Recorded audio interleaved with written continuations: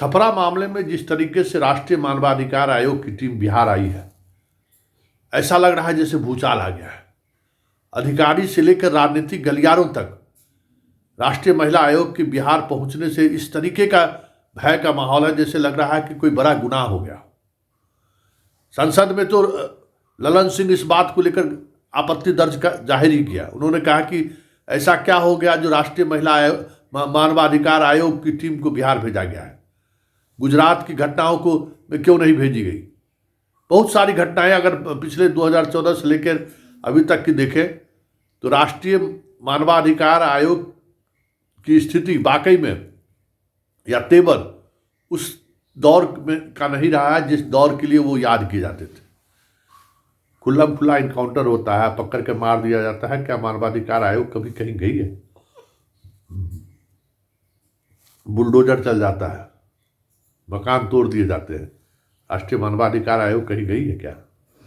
ये सवाल इस तरीके से सवाल खड़े किए जाए। लेकिन बड़ा सवाल ये है कि बिहार सरकार को डर क्यों लग रहा है?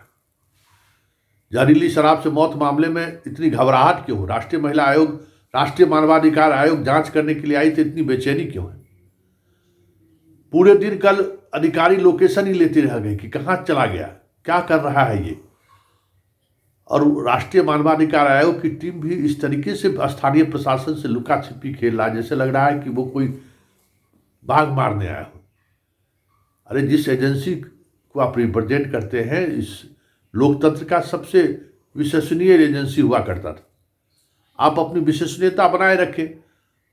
बिहार सरकार के अधिकारी आपको सहयोग नहीं कर रहा है तो फिर ये खबर भी आनी चाहिए। लेकिन बिहार सरकार के अधिकारियों से आप नज़र चुराकर भागते चले, छुपके से छपरा अस्पताल पहुंच जाए तो पीएमसीएच पहुंच जाए, बात करके इसकी जरूरत क्या है?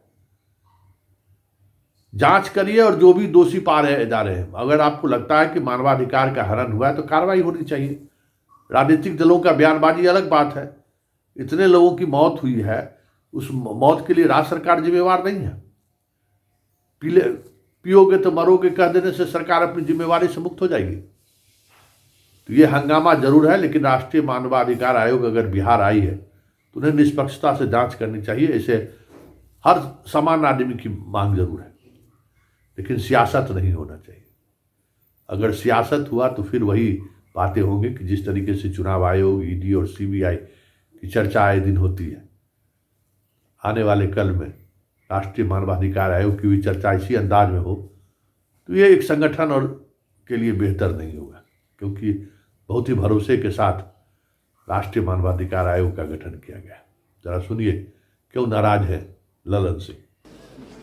राष्ट्रीय मानवाधिकार आयोग ने राज्य सरकार को, बिहार की सरकार को सूचना दिया है कि जो छपरा में जहरीले शराबों से जो मौत हुई है उसकी जांच राष्ट्रीय मानवाधिकार आयोग करेगा। ये राष्ट्रीय मानवाधिकार का कहां से मामला आ गया?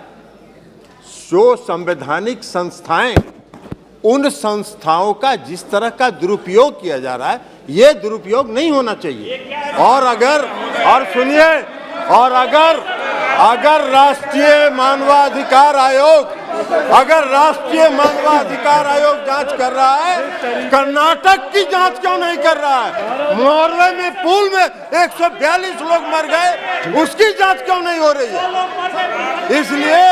इसलिए ये संवैधानिक संस्थाओं का। सर, आज मैं भी आपके समक्ष अपने प्रदेश बिहार को बचाने की गुहार लेकर इस संसद के सामने सर खड़ा हुआ हूं। सर, एक के बाद एक जहरीली शराब से जिस तरीके से मेरे प्रदेश में हत्याओं की एक श्रृंखला शुरू हुई है और उसके बाद जिस तरीके से मुख्यमंत्री और राज्य सरकार और पूरा प्रशासन तंत्र जिस तरीके से सर इस घटना को दबाने का प्रयास कर रहा है, सर कल जिस तरीके से और यह दिखाया कि वहां पर सबको पता है कि किस तरीके से वहां पे शराब की बिक्री हो रही है, पर तमाम महागठबंधन के नेता खामोश हैं क्योंकि वो भी इसमें लिप्त हैं। सर, मैं आपके माध्यम से केंद्र सरकार से स्वतः इसका संज्ञान लेते हुए बिहार में राष्ट्रपति शासन लागू करने की मांग करता हूं और तमाम हत्याओं की सीबीआई जांच। श्री ए.एच. खान